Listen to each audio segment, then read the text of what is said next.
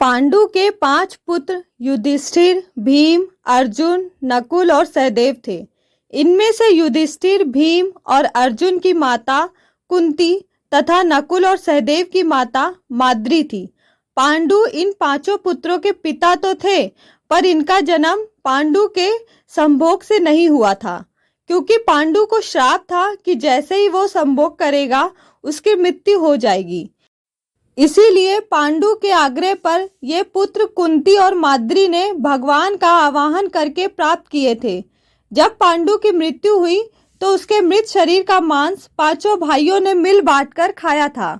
उन्होंने ऐसा इसलिए किया क्योंकि स्वयं पांडु की ऐसी इच्छा थी।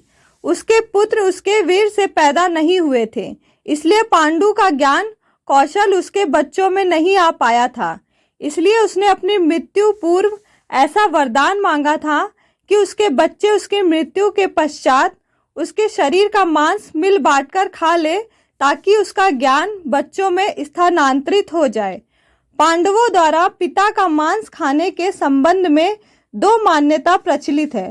प्रथम मान्यता के अनुसार मांस तो 5 भाइयों ने खाया था, पर सबसे ज्यादा हिस्सा सहदेव ने खाया था, जबकि एक अन्य मान्यता के अनुसार सिर्फ सहदेव ने पिता की इच्छा का पालन करते हुए उनके मस्तिष्क के 3 हिस्से खाए।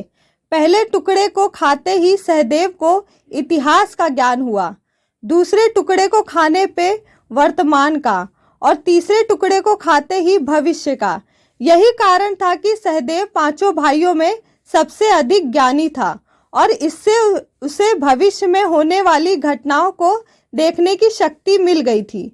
शास्त्रों के अनुसार श्री कृष्ण के अलावा वो एकमात्र ऐसा शख्स सहदेवी था जिसे भविष्य में होने वाले महाभारत के युद्ध के बारे में संपूर्ण बातें पता थी।